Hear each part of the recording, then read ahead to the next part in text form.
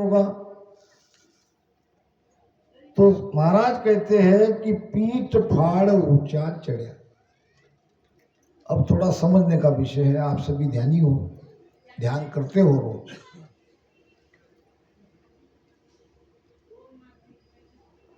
पीठ को फाड़ के ऊंचा कौन चढ़ता है? सत्सबत नियंचर, क्योंकि वो पावरफुल है। रीढ़ की गांठी को कल हमारे गुरुजी ने कहा, वैसे गुरुजी 36 गांठी है डॉक्टर विज्ञान के हिसाब से। 21 महाराज ने बताई है, क्या पता क्यों 21 बताई है, मगर है तो वो 36। यहाँ भी 2-2, 3-3 डॉक्टर है, पूछ लेंगे अपन बाद में। तो कहने का मतलब उसमें 4 छेद है, ये भी बराबर। एक एक गांठी को महाराज ने ध्यान समाधि के अंग में लिखा है, जो सारे सु काट। सार समझते हैं? वो रस्सी से चलते, सुतार लोग चलाते, काट लकड़ी, ऐसे ऐसे ताकत से रस्सी से उसको खींचने पर वो अंदर जाती है, छेद करती है। यहाँ सांसों सांस में इतना आपको हमको सबको वजन करना पड़ता है, तब ये गांठ खुलती है, फिर दूसरी गांठ में अटक जाते हैं। ऐसे करके करते वो शब्द पहले तो सब गांठी को छेद के ऊपर चला जाता है, बसते हैं हम। जिसको जाना है उस रास्ते से ऊपर। हम कौन? हमारी आत्मिक शक्ति जो कैद है इकट्ठा, हम उसका उपयोग नहीं ले रहे। आप जानते हो कुछ कुछ विशेष रहते हैं, जैसे राष्ट्रपति अब्दुल कलाम आजाद विशेष थे कि नहीं? आत्मिक शक्ति का पूरा पावर उन्होंने उपयोग किया। नहीं किया तो 50, 60%, 70% तो जरूर उसने किया। तभी ऐसे विलक्षण पैदा होते हैं जो बिरले रहते हैं। आप भी ऐसे बन सकते हो अगर आपकी आत्मिक शक्ति, आपकी चेतना रीढ़ की हड्डी से ऊपर चढ़ती है। सुरती शब्द वो तो जाते ही है, शब्द पावरफुल है, ऊपर चला जाता है, सुरती उसके साथ लगी जाती है, मगर आप तो वहीं के वहीं हो, आप तो पिंड में हो, आपको जाना पड़ेगा वो रास्ते से। इसके लिए भजन करना पड़ता है, धारो धार भजन करोगे, जो रास्ता खुला है उस रास्ते से हम ऊपर चढ़ेंगे। यहीं चढ़ गए तो आपका तीसरा नेत्र खुल जाता है, दिव्य दृष्टि खुल जाती है, सारा साफ हो जाता है। उन विमान हेट जो आवे, पाचू ज्ञान गेब का पावे। कौन सी विमान? सत्ता रूपी विमान। सत्ता रूपी विमान के नीचे अगर कोई संत आ जाता है तो 5 ज्ञान उसके अंदर गेबो प्रकटते हैं। गेबो यानी गुप्त। गेबो का अर्थ होता है गुप्त। बिना कुछ किए, बिना कुछ मांगे, अपने आप 5 प्रकार का ज्ञान उसके अंदर प्रकट होता है। उसमें एक है अवधि ज्ञान, एक है मन परिचय ज्ञान। अवधि ज्ञान का मतलब 1000 कोस पे क्या हो रहा है वो यही बता देता है बैठे बैठे। आप कहोगे ये तो रीति सीधी हो गई, नहीं, ये तो गेबो मिलता है, ये बेनिफिट है। 1 पे 5 फ्री। सत्सबद के साथ चेतना ऊपर चढ़ा लो, ये 5 ज्ञान ले लो। मन परिचय ज्ञान, तुम्हारे मन में क्या है, तुम्हारे मन के भाव को यहां बैठ के ध्यान में देखता है वो, और अपने अंदर के ध्यान से आपके मन में क्या चल रहा है वो जान लेता है। ये पावर है। तो जैसे ही हमारी चेतना ऊपर चढ़ेगी, दूसरी बात, हमारे वाणी में बंद का उल्लेख आया है। महाराज ने एक भजन भी इसी विषय में उनके मुख से निकला है और हम हमेशा गाते भी है। अटकर यो रे साधो, अटकर यो रे, अटकर यो रे साधो, अटकर यो रे। कोई मूल मेरा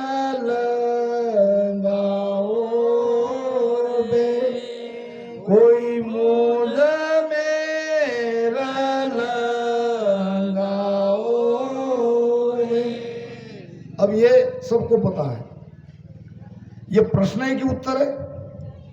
बोलो, ये प्रश्न है कि उत्तर है? प्रश्न है। बिल्कुल ध्यान रखो ज्ञान पे। ये प्रश्न भी है तो इसमें उत्तर भी है। अगर खोजने वाला है तो इसमें उत्तर भी छिपा है। पहला प्रश्न, अटक रहो रे साधु अटक रहो रे, कोई मुझ मेर लगाओ बे। अब बहुत लोग कहते हैं सत्सबद अटकता है। अब यहां महाराज कह रहे कोई मुझे मेर लगाओ बे। महाराज ये भी कहते हैं कोई सत्सबद को मेर लगाओ बे। लग छिपते ना, ऐसा नहीं लिखा। अटक रहो रे साधु अटक रहो रे, स्वयं का भाव का वो भजन है। मैं अटका हूं, हे साधु मैं अटका हूं और मुझे कोई मेर के पार लगा दो। सत्सबद नहीं अटका, सत्सबद अटकता नहीं। शरीर के अंदर किसी में वो शक्ति नहीं है, वो ताकत नहीं है।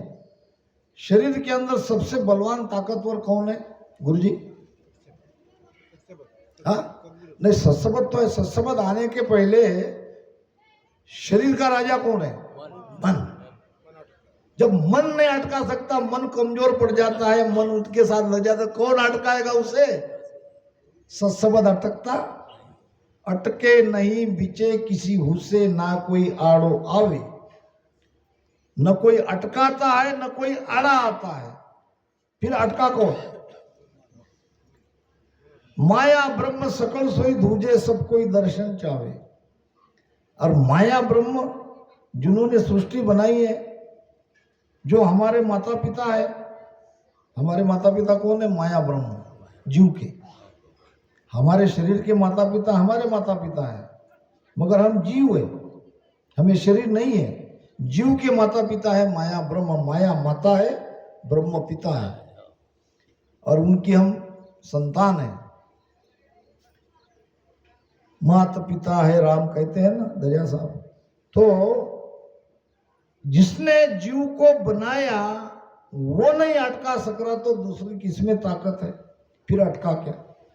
अटकता है प्राण, बंद लगता है प्राण को, प्राण अटकता है। प्राण को ही ले जाना है, इसीलिए जालंधर बंद, मूल बंद, और तुम्हारा उतानपाद बंद, त्राटक बंद, ये सब प्राण को लगते हैं।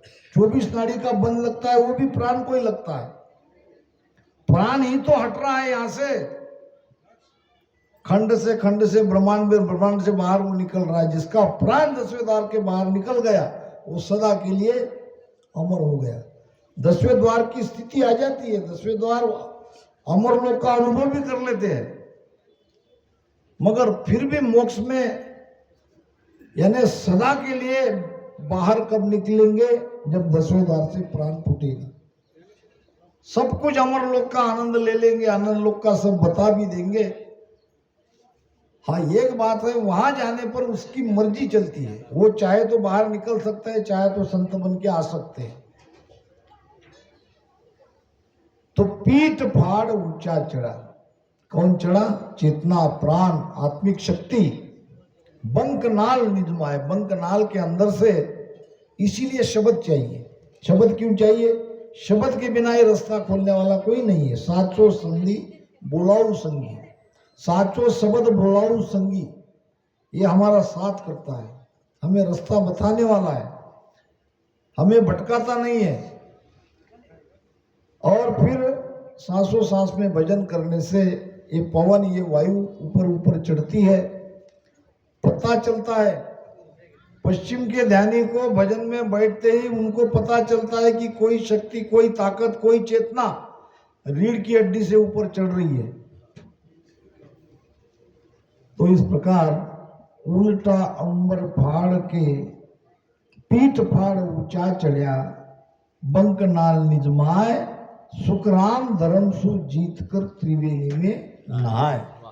त्रिकुटी में जाके नहाना मतलब वहां का संगम जो है, वहां का आनंद लेना। नहाने का मतलब यही है।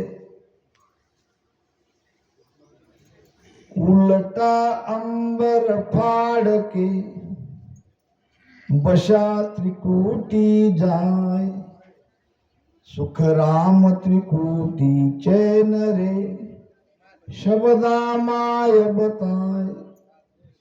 अंबर कहते हैं आकाश को। ये ब्रह्मांड में आकाश है। अब कोई अगर त्रिकुटी के ध्यान करके यहां सुर्ती लगा देता है तो वो अंदर से नहीं गया, अंबर फाड़ के नहीं जा रहा है, वो तो डायरेक्ट सुर्ती लगा रहा है। यहां से वहां, यहां सुर्ती लगाई, फिर यहां सुर्ती लगाई, फिर यहां सुर्ती लगाई, फिर बाहर लगा दी। वो बाहर बाहर उसका खेल हो रहा है, अंदर से नहीं जा रहा है। पीठ फाड़ के जाना पड़ेगा, आकाश को अंदर से फाड़ के ऊपर जाना पड़ेगा।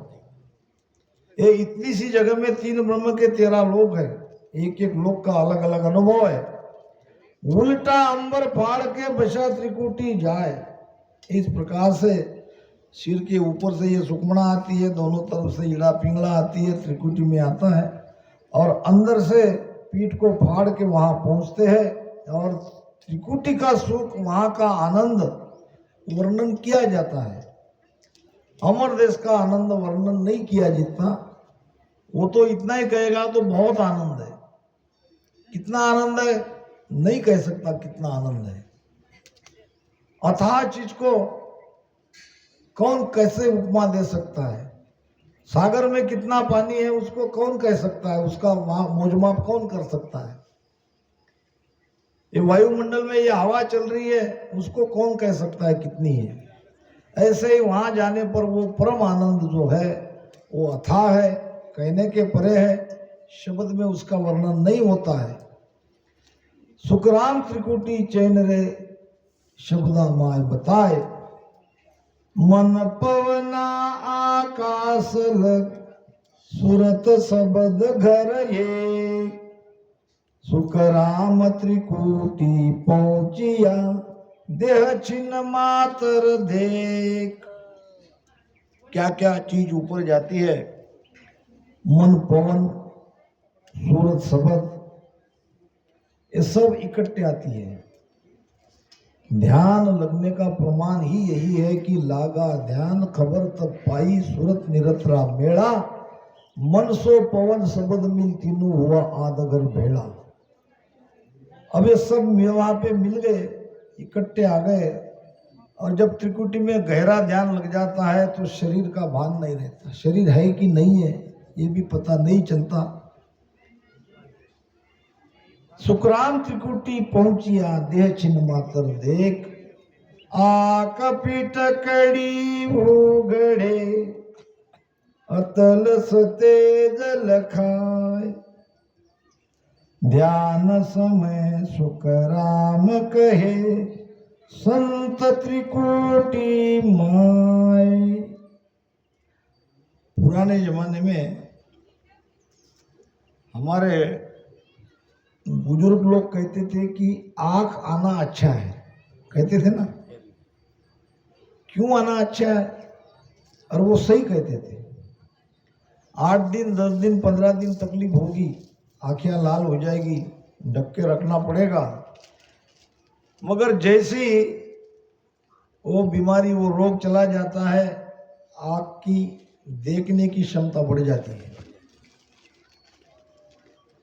आंख फिटकड़ी उगड़े, ऐसे ही त्रिकुटी में, और उनको आंख वाले रोगी को फिटकड़ी से उसकी आंखें खुली जाती थी, और फिर उसकी ज्योति देखने की शक्ति बढ़ जाती थी। अब यहां होता क्या है, त्रिकुटी में ध्यान लग गया, वहां आनंद आ रहा, तो वहां एक चीज ध्यान में आती है कि कोई शक्ति आपको ऊपर खींच रही है, और ऊपर की जो पलकें हैं ये बंद हो जाती है। ध्यान करड़ा लगता है। धीरे धीरे ये चेतन शक्ति, आत्मिक शक्ति यहाँ आ जाने से, ऊर्जा का वहां पहुंचने से आंखें लाल हो जाती है। ये ऊर्जा का ही खेल है। आंखें लाल होने पर ये जो बुलबुल है हमारे, ये सफेद सफेद बाहर निकलते हैं, इतनी जोर से अंदर से वो शब्द खींचता है। ऐसे मैंने देखा है कई, मेरे जीवन में मैंने 5-7 तो ऐसे ध्यानी को देखा है, सत्संग सुनते सुनते जिनका त्रिकुटी में ध्यान लगा है उनका सब सफेद सफेद दिखता है, ऐसे ऊपर देखते हैं, क्योंकि ऊपर में खिंचाव है, एक शक्ति हमें खींच रही है। अब तब लगता है त्राटक बन।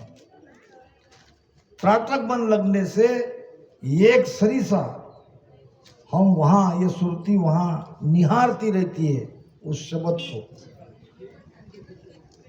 तो आठ पिटकड़ी उगड़े अतलस तेज लगाए, ध्यान समय सुखराम कहे संत त्रिकुटी माय। ऐसा त्रिकुटी का ध्यान है, त्रिकुटी का ऐसा अनुभव।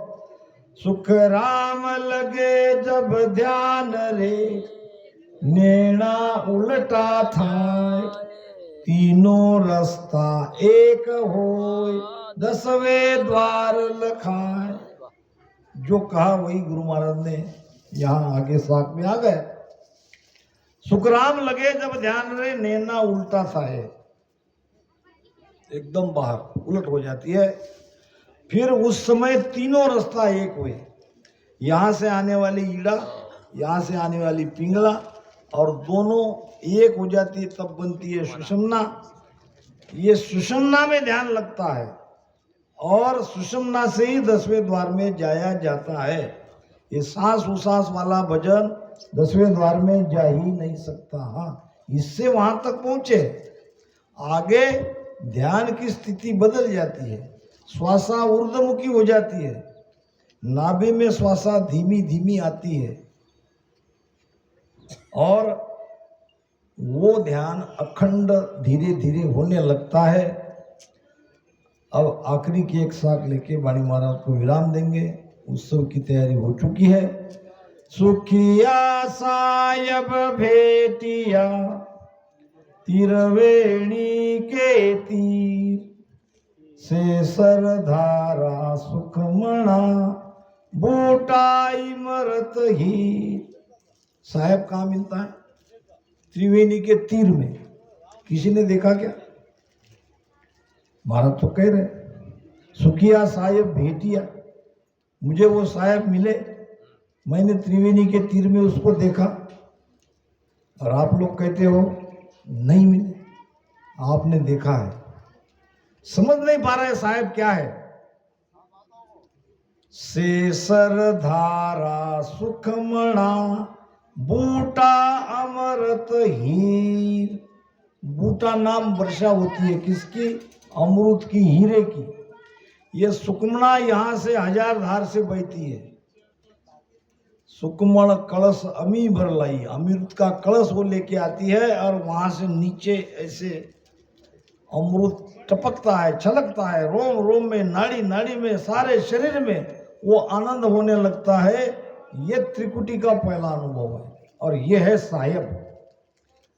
वहां कोई मूर्ति दिखी नहीं गई, ना कुछ आवाज उजाड़ो हुई, वहां तो केवल आनंद ही आनंद आएगा।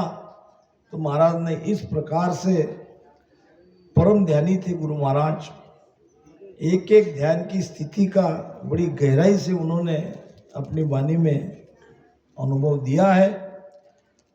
और सत्संग में जब हम इन पर चर्चा करते हैं तो सब हमारा भरम सारा खुल जाता है। इतनी अद्भुत वाणी है। इन्हीं शब्दों के साथ मेरी वाणी को विराम देता हूँ। हमारे संपूर्ण चौहान परिवार का मैं बहुत बहुत धन्यवाद देता हूँ कि जिन्होंने मुझे प्रेम से यहाँ आमंत्रित किया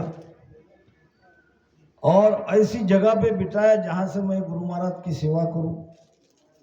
यहाँ बैठ के सेवा करने का अवसर प्रदान किया और आप सबको भी मैं धन्यवाद देता हूँ। आपने बड़े धैर्य से मुझे सुना। तो अब उत्सव आरती होगी और उत्सव आरती के बाद सत्संग बोधे गांव में है, हमारे भावराव पवार के यहाँ सबको चलना है। उन्होंने मुझे कहा था कि